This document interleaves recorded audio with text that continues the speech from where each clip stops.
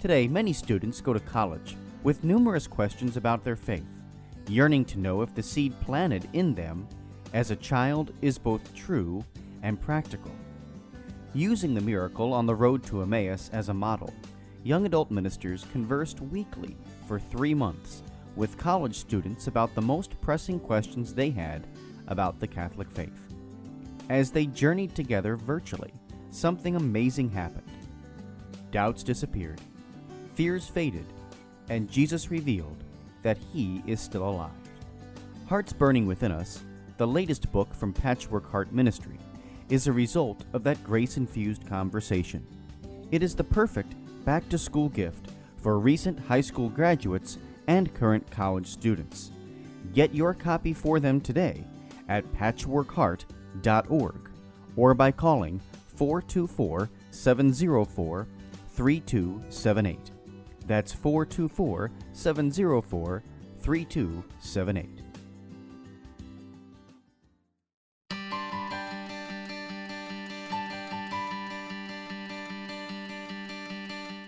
The St. Raymond Nonnatus Foundation, in partnership with Patchwork Heart Ministry and Fiat Ministry Network, present a podcast for divorced and separated Catholics. Hello, and welcome to a podcast from the St. Raymond Nonnatus Foundation for Freedom, Family, and Faith. This is Ann DeSantis, the director, and this is our podcast series on 10 steps for healing for divorced Catholics. And joined with me is the president of the foundation, Mickey Kelly. I want to welcome him. Mickey, thanks so much for joining us on this podcast. Always a pleasure to be here, Ann. Thank you so much.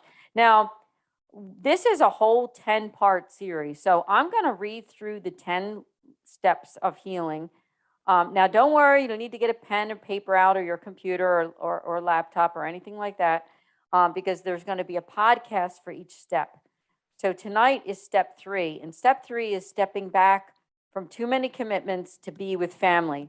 And that's geared for Catholics and Catholics who are either separated, divorced, or annulled, and finding that healing, the steps for healing. So step number 1 is acceptance of your situation with God's help. 2 is finding the proper help and resources where needed. 3, which would be tonight, stepping back from too many commitments to be with family. 4 is seeking God's help through prayer and sacrifice. 5 is developing your faith in greater ways. 6 is prayer. 7 is sharing your story with trusted friends to find guidance and fellowship. 8 is, if you're not annulled, find out more. 9 is develop healthy new friendships with those who have faith. And 10, get involved in ministry in order to help others. So I just want to give all of you what you are to be looking forward to for the future when we talk about all these other steps. But let's go right into step number 3, and that is stepping back from too many commitments to be with family. Let's just kind of like talk about the situation. You know, if you're listening to this podcast and you're newly separated or newly divorced or annulled, let's face it, your life is changing. You're not living in the same house with your former spouse. Maybe you're in a different neighborhood. Maybe you're in a different church community. Your kids are growing. They're involved in activities. And things can get crazy. You know, things can get crazy with your own life and what's going on and just the whole balance of it. But our advice to you on this podcast is just to step back for a while and just to be with your family, to be close to them, to support them, and also to support yourself in everything that you're going through. Now, I also want to mention for you who are listening, if it's the first time that you've ever been on this podcast, is that Mickey and I are both adult children of divorce. Mickey's parents divorced when I believe he was around 10 years old. My parents divorced when I was 7. So I do recall I was the oldest of 4 at the time, and my mom remarried and had another child. So I'm actually the oldest of 5.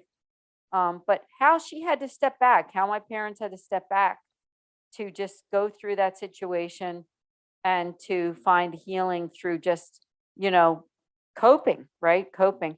So let me turn it over to you, Mickey. Maybe you can share with us, if you can go back in your own memory, What was it like in terms of your mom and your dad and what they had to do as they were going through that process?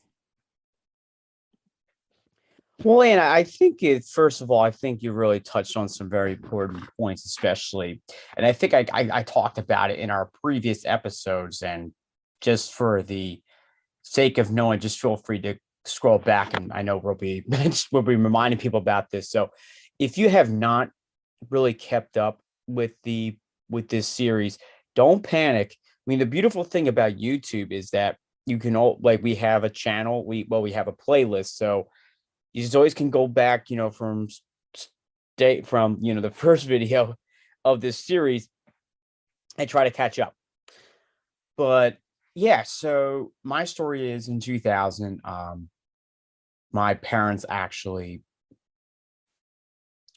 got divorced, and it was very painful too. And of course, I didn't really understand. I didn't really comprehend what the whole thing was. But as someone as the youngest of four, actually, of course, there's like a gap between, like a comprehension gap between you and your oldest sibling, who happens to be almost 10 years older than you. You don't really understand it, but the effect is more like on your older siblings, because they can understand things. And honestly, it was something that, if forever changed my life, if or something like that, like I could have chose to do things such as get involved in their own crowds, gangs, or whatever, but something inside me just just told me to keep the faith. And it did, and I did.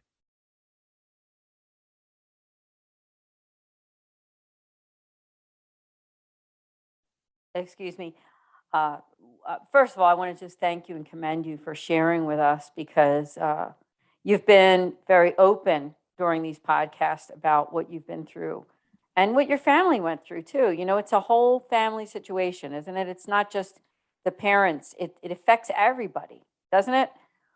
And I did find some wisdom that I wanted to share with all of you on this whole topic of stepping back, taking your time to rest. It's an exhausting thing, I think, isn't it? When you're going through some kind of a challenge, a crisis, a trauma sometimes. For some people, divorce and separation is a trauma.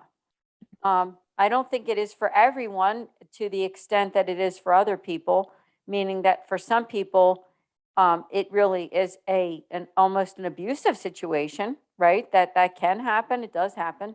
And for them, it's a trauma. And there's for other people that maybe the relationship with the ex, spouse isn't, horrible, meaning that you can still talk to them and you can still arrange visiting times for the kids and things like that.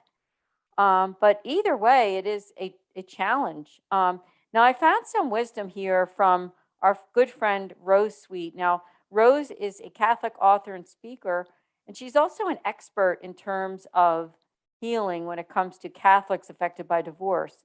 She herself has been a divorced and an old, and she has a website that's called catholicsdivorce.com. And what she says here, it says, how do I help my kids? And she says, by helping yourself first. It's smart, not selfish. Imagine you all flew out of a car crash. You can't crawl over and help the kids when you're rapidly losing blood yourself. You'll last longer and be in a better position to help more family members if you first tie in a tourniquet around your own gaping wound. Airline stewardesses also tell you that. In the event of an emergency, you must put the oxygen mask on yourself first, not your child. Why? If you pass out, you'll no longer be able to help your baby. After divorce, we want to help you learn to let go of many things. Slow down, take rest, get help, pray more, talk things out, solve problems, find solutions, create a new life, and learn to forgive. These are invaluable life lessons that you can pass along to your children only after you learn them first. The most important lesson you must learn and pass on is the priority of God in every area of your life, the continual surrender of your will to His, and the desire to seek Him evermore. It goes on to say, keep listening to your kids. They will each experience divorce differently. Don't overindulge them or ease up in normal routine or discipline. Don't overschedule or overstimulate them. Read good Catholic parenting books. It says try our expert and author, Dr. Ray Guarendi. Get counseling, pray, and play. I think these are excellent points of advice, Mickey. What do you think?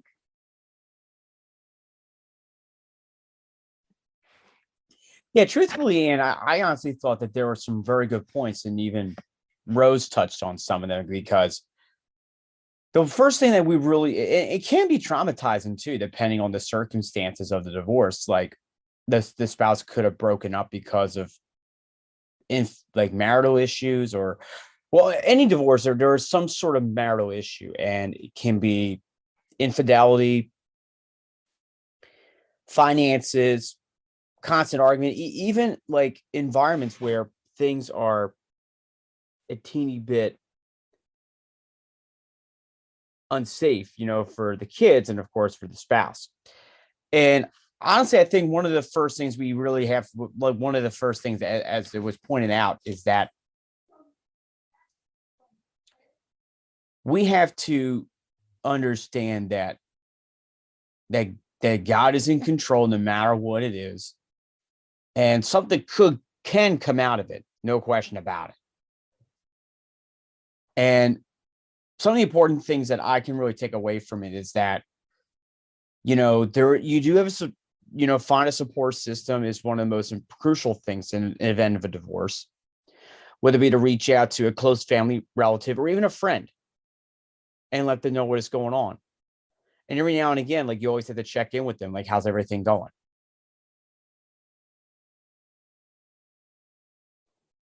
That is a great point. We need to care about our friends, and we need to care about people who are going through a challenge. And you might be listening to this podcast and maybe you're not getting divorced, and maybe you're not separated or annulled, and maybe you're just listening because you're curious. But Mickey made a really good point that, we all have a responsibility to care about one another and to check on them. And so I think that's an excellent point of reference for all of us. It's not just good for divorce either, is it? I mean, it's not just something for people who are divorced or separated. Checking on your friends and seeing how they're doing is an important aspect of being a good person and a good Catholic, a good Christian. But I think when it comes to divorce and this whole topic of what our topic is tonight, which is stepping back and why it's good to step back. Now, maybe you're in a career where, you can't step back too far because you got to work and you have to move ahead with what you're doing with your job so that you can support your kids, your family. That's not what we're talking about, I don't think. I think what we're talking about is that, the primary purpose of family life is to care for our children, to care for the members of the family. If you're a child, obviously, an adult child, you can care for your parents, but most of the time it's the parents caring for the kids and making sure that they're well taken care of and that they have what they need to find healing. And I'm going to repeat some of the sentiments in Rose's reflection here. She says that after divorce, we want to help you to learn to let go of many things. Slow down. Slow down. Think about that. Slowing down means, you go through a full day of work and you come home and now you're going to cook dinner for the family. And you might have to take your child out to some kind of soccer game or lesson or to a friend's house or to another responsibility or something. Slowing down means putting what's first. So I would say to you who are going through this divorce or separation or even an annulment is to take that time out for you and your family. Slow down. That's an important thing so that you can find healing. Another thing she says is take rest. How can we be good for the people in our own lives when we're not getting the nutrition, the rest, the sleep, the recreation that we need to be whole human beings? You've been through a tough time and God doesn't want you to suffer. believe it or not, he doesn't want you to suffer. Suffering is part of who we are as Catholics who accept whatever comes our way in terms of God's will for our lives, because there is such a thing of sin that we all have to live through and go through. But what I think God's desire is always for us to take rest and find healing through him. Rose also says to pray more and talk things out. I think we should talk about that too. Mickey, for yourself, you're a person of faith. And when your parents went through the divorce, that whole topic of praying and talking things out, I don't know if you want to share anything on that, but was that something that helped you at all during times of your life where you felt you needed some more healing?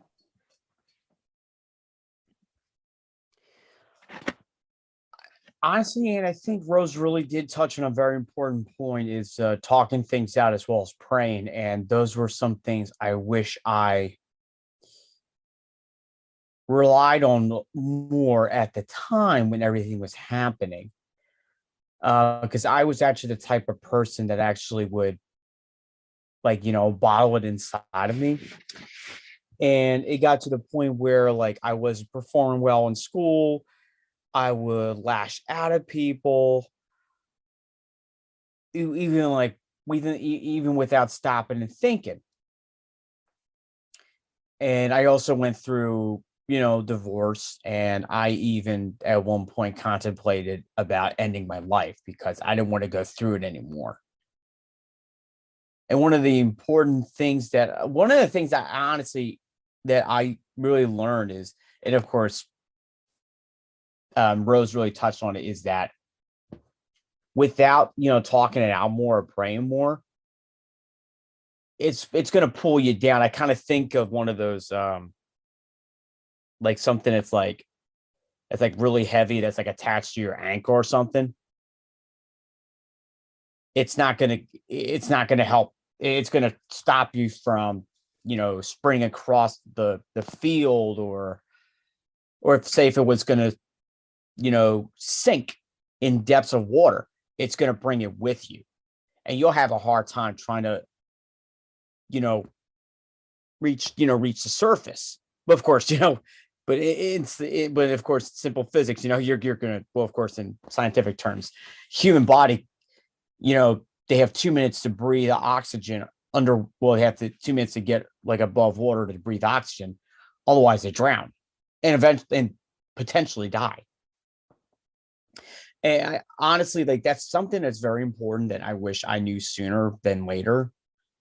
Because honestly, they begin the part for you to heal from the tribulation that happens in your family.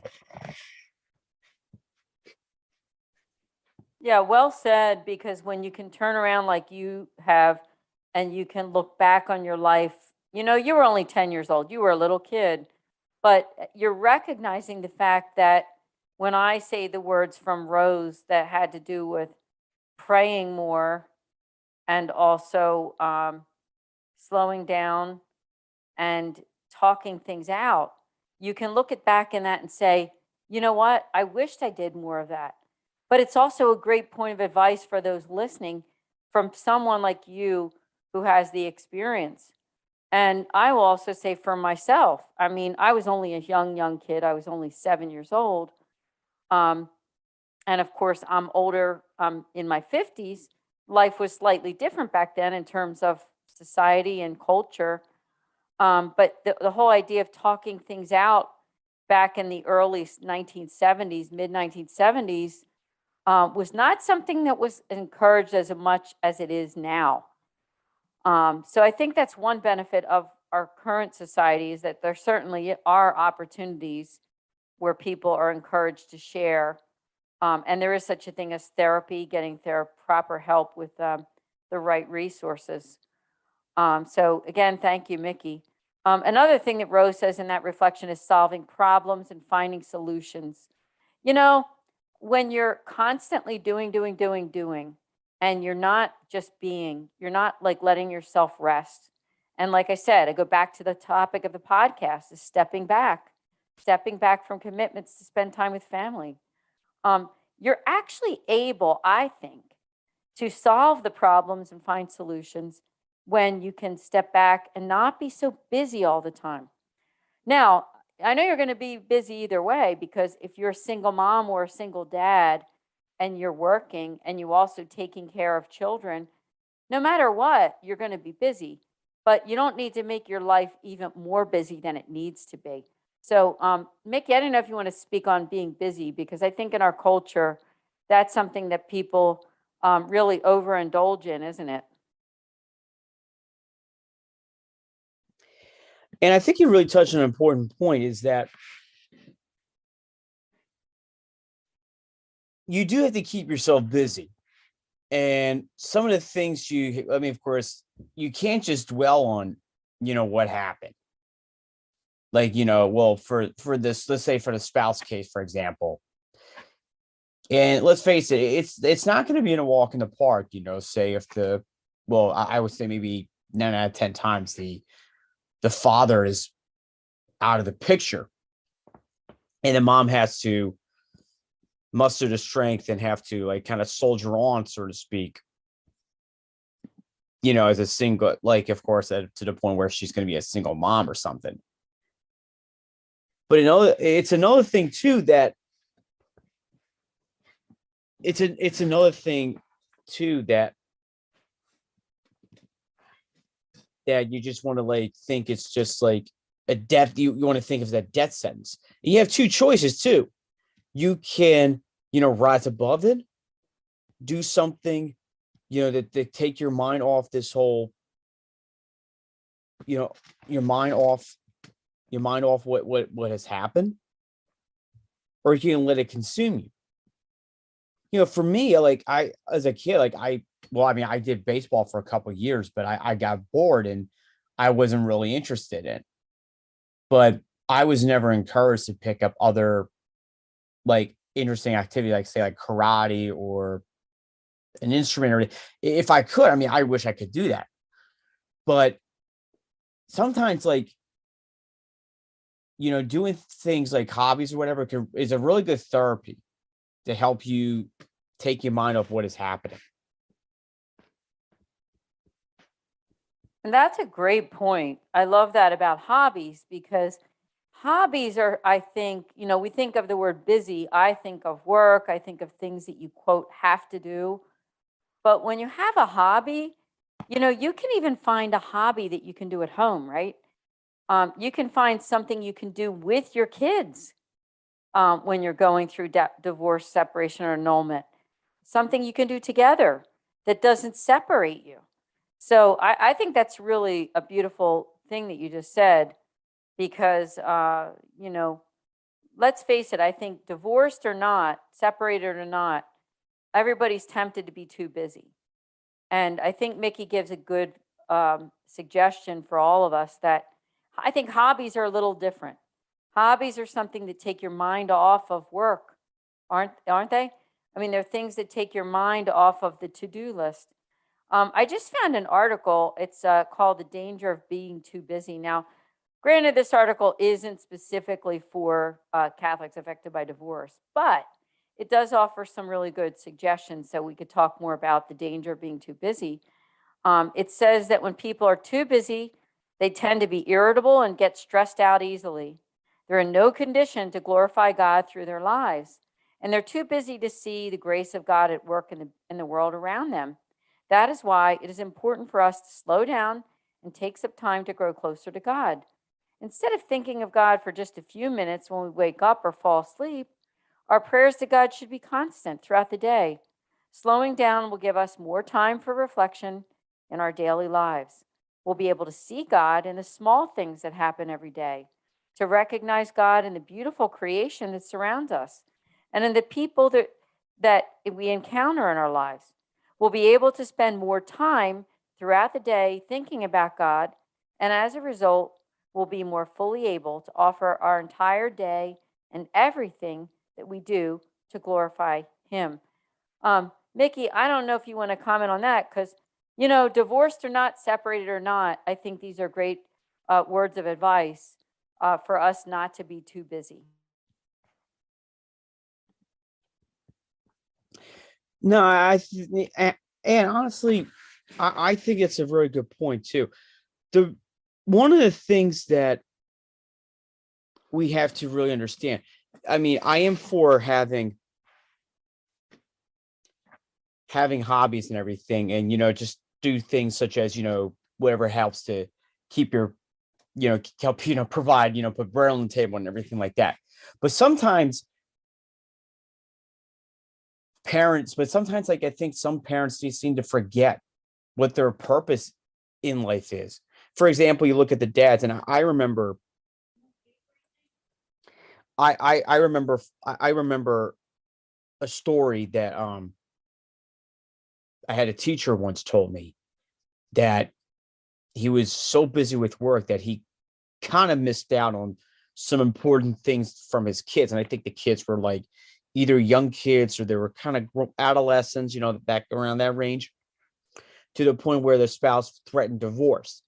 And honestly, I think I honestly think that could have drawn the line, and it did for him.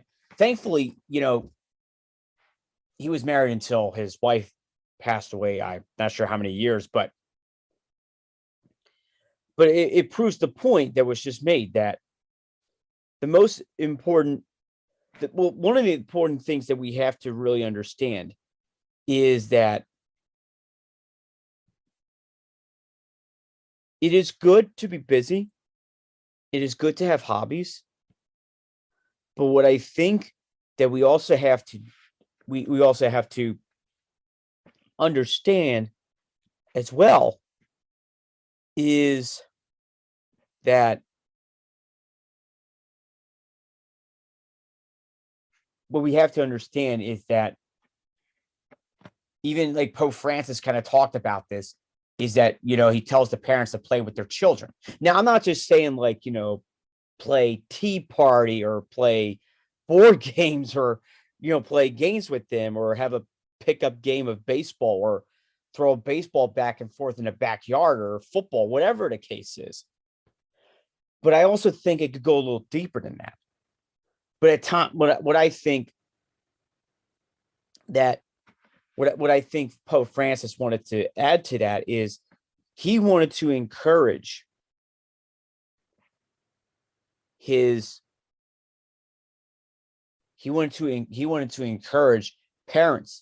to not just play with the children, but to spend time with them. And I think that quality time makes a difference in the children's upbringing. Because suppose the father doesn't want to chip in, in the growth of their child, they're likely to become this, they're likely to become that. Whereas both parents are like, chipping in, they're stepping into, helping their kids, laying down the law and giving them a piece of advice, and every now and again, maybe dropping those dad jokes. I'm sure that sounds familiar to people listening to this, but the children need their parents, their mom and their dad. And with both of them in the picture, it would make a difference. Beautifully said. First, let's start with the hobbies. I mean, and also playing with your children. That is just like, it's very profound when you think about it. Because I don't know about you, but I think that memories are built on time that we spend with our kids, with our families. And, let's face it, if you've been through divorce or separation, it's a hard thing to go through. It's a hard thing not to have the regular family unit intact. It's a hard thing not to have mom, dad, and kids together. So I think what Mickey said, when children can feel like they're still making memories, right? It's such an important thing. So when you step back, as our advice is on this podcast, when you step back and you decide, you know what, I want to take time to build memories with my kids, even if they don't have their dad with them, or even if, you're the dad listening and they don't have their mom, or, sometimes even grandmothers and grandfathers take over and help with raising the kids. So if you're listening to that, to this podcast, and that's you, you're building memories too for your grandchildren, positive memories. It means something for their healing. It means something for the direction of their lives when they can look back and say, I remember when my mom used to bake cookies with me. I remember when Dad used to go outside and we would throw the football back and forth in the backyard. I remember when my grandmother used to take me to the backyard and we would plant tomato plants and watch them grow over the summer. I mean, I'm just making up things in my head, but I mean, aren't these things that people remember, that they take with them? So I think that was very profound of what Mickey just said. I would also like to read, if I could, the rest or a little bit more of this article, The Danger of Being Too Busy. It says, in addition, the more time we spend in silence, the better we're able to hear God. God does not speak to us loudly over a microphone. Rather, he speaks to us in the quiet stillness of our hearts. Therefore, it's important that we know how to listen to him, to hear his voice. In today's busy, chaotic world, we can easily miss his voice if we do not slow down long enough to listen. Only in silence and prayer can we truly hear what God is saying in our hearts. It's important to our spiritual health that we do not become exceedingly busy to the point where we're never able to hear God speak in our lives. We need to make sure that we're able to spend an adequate amount of time in reflection and prayer.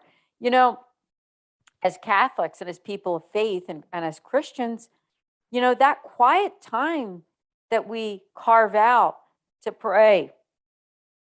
If you're a mom or a dad and you're divorced or separated, let's face it, I mean, you're going to be busy no matter what. But taking that time to reflect in silence, God loves you. Just because your marriage didn't work out, just because things aren't exactly the way you had planned, maybe 5, 10, 15, 20 more years ago, you're still so loved by God, and God wishes for you to know how much you're loved and how much he wants you to be a part of our church, the Catholic faith. So let's go back then and talk about this whole idea of reflection and prayer. I know, Mickey, you're a person of prayer. You do like to go to Eucharistic adoration and pray. Can you talk to our audience, people affected by divorce, about how that can help them? Well, it has been said from time to time again that the fathers are the leaders in the household. And even I remember a talk by Dr. Scott Hahn in which he pointed to the fact that if the father is leading the faith-based things, so such as prayer, 90% of the time the children will pick that up. If the father is going to mass, and let's say before they enter the pew during mass, he genuflects, the children will pick that up. So there's a powerful thing of having a father of faith in your family. And Annie, you just mentioned too about years down the road, or let's say the kids utilize their children, their fathers, I'd rather say. Those are some of the things they should be talking about the times where he made time for us to help us practice some things like outside of the diamond, work on our skills a little bit, helped us with our homework, took us to the movies like on a Saturday afternoon or something, or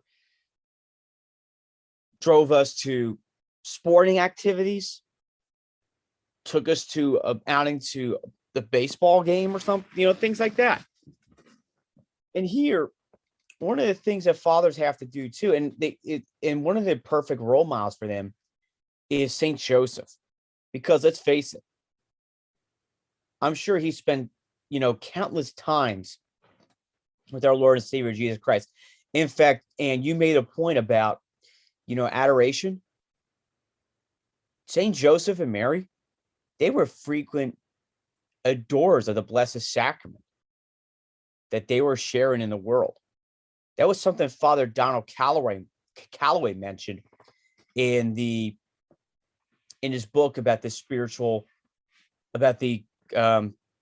consecration to Saint Joseph, which is like similar to the Saint Louis de Montfort 33 days to morning glory consecration.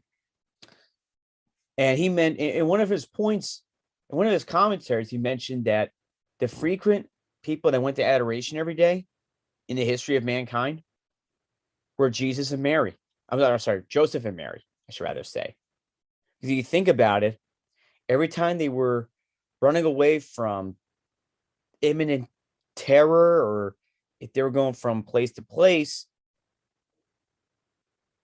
they were adoring Jesus for most of the time. And here, we need to learn that example of how we can adore Jesus every time and pray to him through the Father. Because it is through the Father's love that we know who Jesus is. It is through the Father example that we are willing to live out our faith. Because if you are with fathers, I say this to the men, you are called to be the spiritual leaders.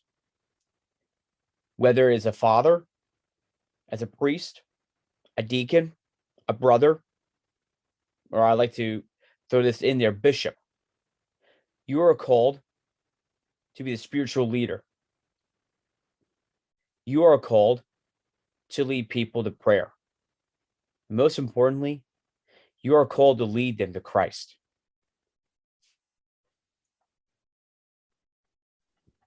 So wonderful. Thank you for sharing on that, because we need to address not just women on this podcast, right? We need to address men, fathers, grandfathers, priests, bishops, deacons.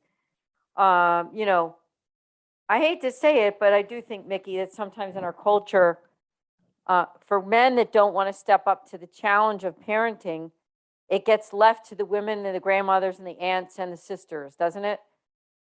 All of that stuff gets left for them to have to worry about the kids and worry about their whereabouts, their salvation, their schooling, their every aspect of what it means to be a parent, okay? And so you're right. I do think that we all need to, male and female, we need to step up to the challenge of faith.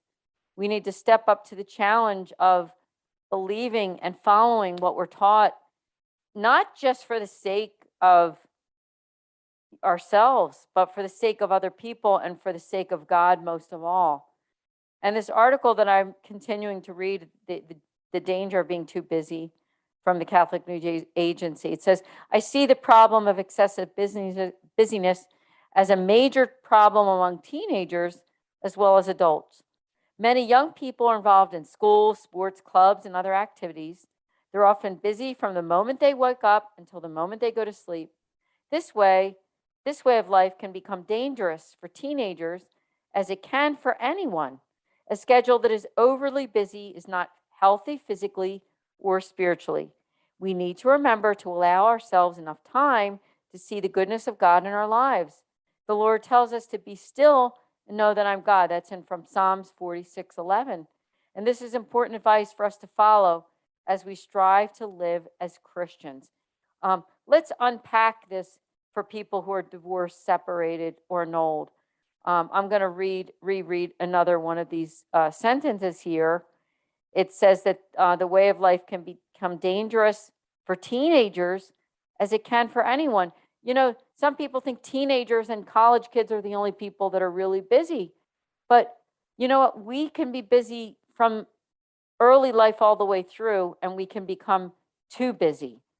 And when you're too busy to pray, when you're too busy to spend time with your family, you need to step back, which is the topic of this podcast. Mickey, has there ever been a time in your life where you had to step back, where you felt like God was able to work in your life in greater ways? I think there were times that I did have to take a step back for sure. And I would say there were times like I didn't really get along with my mom very well. And it's common, you know, with the mother-son thing, because sons tend to get along better with their dads. And there was a period that it was like that. And my mom was like questioning, like, why wasn't I including her in the high school things, like the high school open houses and things like that, to the point where like not only was I angry at her, but I was like she was mad at me. She was disappointed. And I got to the point where I really had to take a step back, and I'll be honest, like I didn't really get close to her again until maybe like my college years. And there were times, sure, like her and I would have our differences and everything, but that's beside the point. But yeah, I just think the most important thing was to allow God to heal whatever division, like whatever problems that her and I, like, we both had. And he did. Thank you for sharing on that. That's somewhat vulnerable. And I think it's whenever we're a little bit vulnerable about our experiences, we're helping people. So you're helping somebody, Mickey, by listening to this. You helped me too, because I think we can all look at times in our lives when we stepped back and maybe a relationship wasn't perfect, like you mentioned your mom, but I think God has really worked through that in great ways. For me, now, all of you listeners know, because we've said it on different podcasts and things like that, that I'm not divorced, not separated, but I'm the child of divorce. But I'm going to reflect on a time that I had to step back from a lot of things, because it was a time that I went through a health problem. And that was when my second daughter was born, and I was diagnosed with a very rare heart condition, which praise God that I'm healed from. But what I learned about stepping back during that time was that it allowed me not only to be healed physically, right? Because I had to step back to get a lot of rest so that I could be able to take care of my kids, so that I could follow doctor's orders, and so that I could get stronger again. I think that's what stepping back does. Stepping back helps us to be healed so that we can be stronger later on. And so, for you listening, this advice that we're giving you on this podcast, specifically for those affected by divorce, is so that you can be stronger, so that you can walk and move ahead after this crisis and this challenge and this adversity that you've gone through, that you can step away and realize that God was able to get you through it stronger than you were before. Now, I want to address the different facets of divorce and separation, because we get people who call us quite frequently that have different situations. The vast majority of clients and people that reach out to us are people who didn't really wish for this to happen. They didn't really wish for their marriages to end.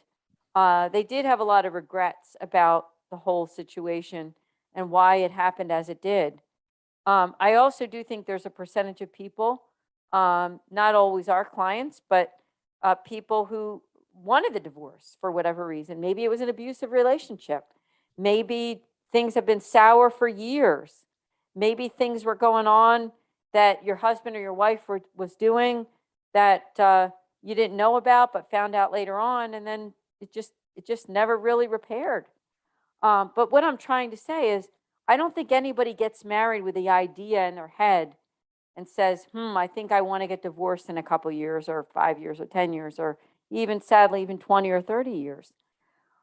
So for you that are listening, I want to just say that that's why we're here for you. This foundation was formed, and we're all about families in crisis, for marriage enrichment, and also for outreach to divorced and separated Catholics. And that's why we exist, is to help you to bring healing to your life.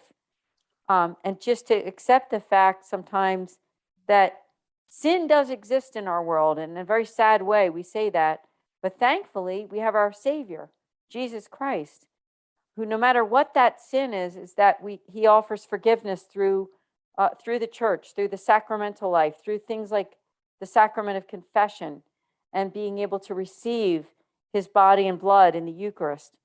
So that's what we're all about. We're about helping you to feel the open arms of the Catholic Church, quite frankly. Mickey, I know that you talked about that, your mom's experience with feeling the open arms of the church.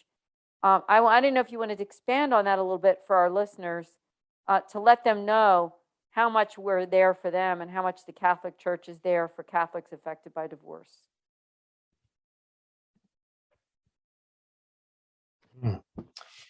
Yeah, it's a good. Yeah, I think it's a good question, and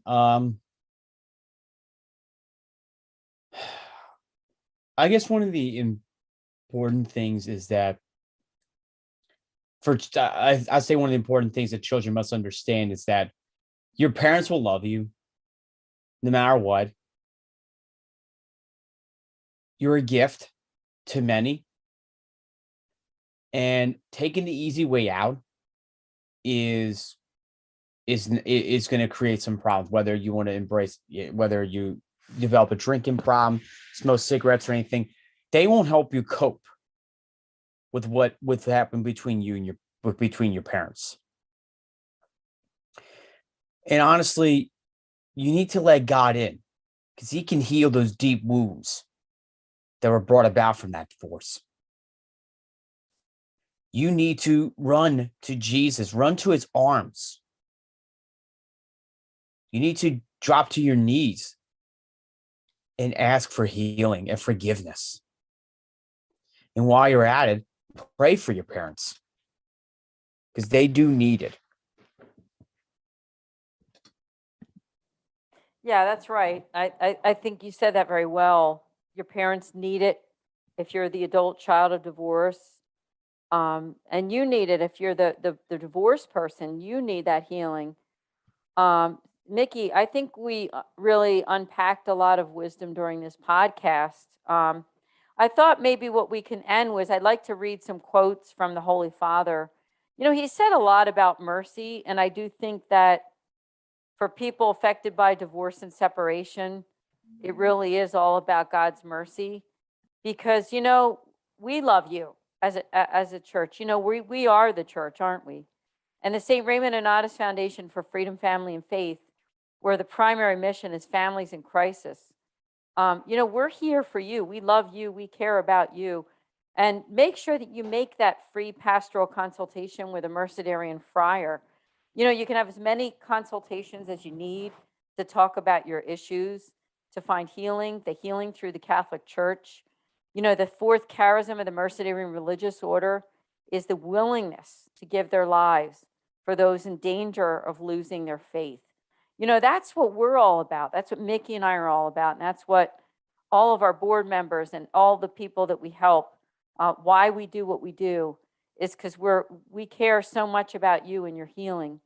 The Pope Francis says that mercy is a force that reawakens us to new life and instills in us the courage to look to the future with hope. I'm going to read a few from him. And I love this one. He says, let the church always be a place of mercy and hope, where everyone is welcome, loved, and forgiven. That is so true, not only for those affected by divorce, but for every single one of us. You know, we all need God's love. We all need that mercy to keep going and to know that we are loved by God. And I had one more that I wanted to read. He says, to change the world, we must be good to those who cannot repay us. Now, remember that in terms of your family too, because you might be the mom of a few kids and they can't repay you for all you're doing, right? They can't repay you for all the times that you drove them to school, took them to practice, dropped them off at the store or their friend's house, took the time with their homework, made a dinner for them, make the bed, clean the house. You know, they can't repay you for all that you're doing, but God sees what you're doing. And, you know, when you take the time, as our podcast theme for this evening was stepping back from too many commitments to be with family, you're doing God's work, really, aren't you? We're doing God's work. Mickey, did you have any final words before we end this podcast? I would say the most important thing is, parents, get involved in your kids' lives. Make sure that you are the first teachers. It's not Mrs. Smith that teaches science or Mr. Mr. Jordan that teaches, physical education, whatever the case is, you are the first teachers. And the reason I say that is because you have to teach your children the faith. You have to teach them what's right and wrong. You have to teach them manners, of course. When to say please, thank you, excuse me, when to make way for a lady that wants to go across from you, or helping the elderly, with their groceries, whatever the case is. Show them how to be now not just Christ-centered witnesses, but also faithful witnesses and law-abiding citizens. That's my one advice. The second advice is for children. When the going gets rough, hang tough and cling to your faith. Run to Jesus because he is waiting for you. I always think of the song by Matt Meyer, Lord, I Need You. And I see that song as a prayer. And if you feel like you're being hurt, you're being abandoned, I want you to listen to that song. Put it on blast. And I guarantee you, it will help you. And my final point is for families who are going through the crisis of a potential divorce. Reevaluate your faith. Have you allowed God in your life? Have you stressed the importance of your family first and your job last? Take a good look at yourselves.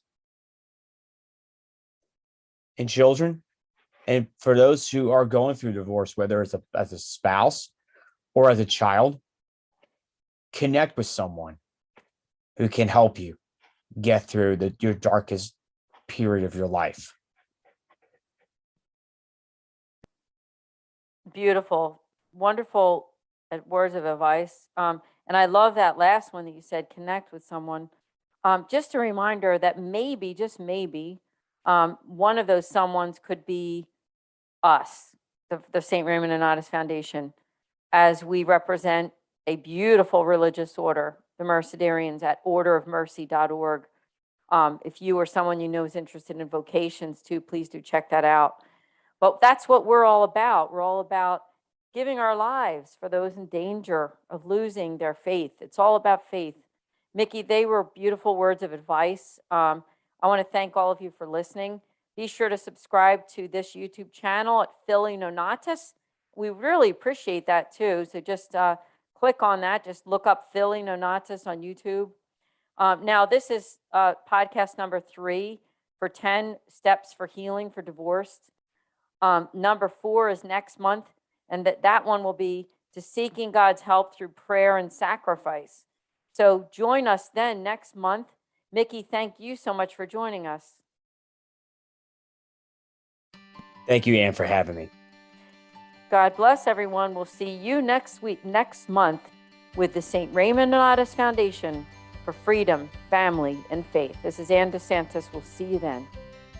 Thank you for listening to this podcast. For more information about the St. Raymond Nonnatus Foundation, visit nonnatus.org or email director.srnf@gmail.com. Did you enjoy this podcast? Listen to other podcasts from Patchwork Heart Ministry by following Patchwork Heart Radio wherever you listen to podcasts.